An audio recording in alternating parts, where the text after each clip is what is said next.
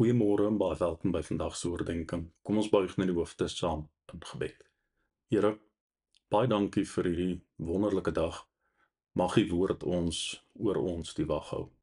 Amen. Paulus teken vir ons op in 1 Korintiërs 8 verse 1 tot 3. Ons weet dat ons almal kennis het. Kennis maak verwaand, maar liefde bou op. As iemand meen hy het kennis van iets, het hy nog nie die kennis wat 'n mens behoort te hê nie. Maar as iemand God liefhet, ken God hom. Oordenke ten opsigte van afgodsoffervleis keer Paulus gewone denke heeltemal op die kop. Dit is nie ons kennis oor 'n saak wat belangrik is nie. Die vraag is of God ons ken. En die weg om deur God geken te word, is liefde vir God in Christus. Dit is immers die samevatting van die wet. Jesus se woorde hieroor is by ons elkeen baie goed bekend. Daar in Matteus opgeteken hoofstuk 7 vanaf vers 21.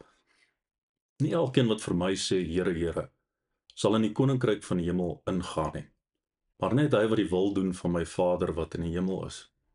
Baie sal daardie dag vir my sê, Here, Here, het ons dan nie in U naam gepreek nie, deur U naam bose geeste uitgedryf en deur U naam baie wonders gedoen nie. Dan sal ek openlik vir hulle sê, ek het julle nooit geken nie. Gaan weg van my af, julle wat die wet van God oortree.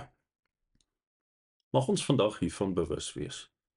Ons moet God lief hê en hy moet ons ken. Sonder dit gaan ons kwelpunte in die samelewing uit verkeerde hoek benader en beslis verkeerd hanteer. So laat ons eers die binnekamer ondersoek voor ons na buite probeer wys wees in hierdie lewe. Kom ons bid saam. Here, deurgrond asseblief ons hart. Kyk of ons nie op die verkeerde pad is nie en mag ons daagliks in U voetstappe wegsink. Amen.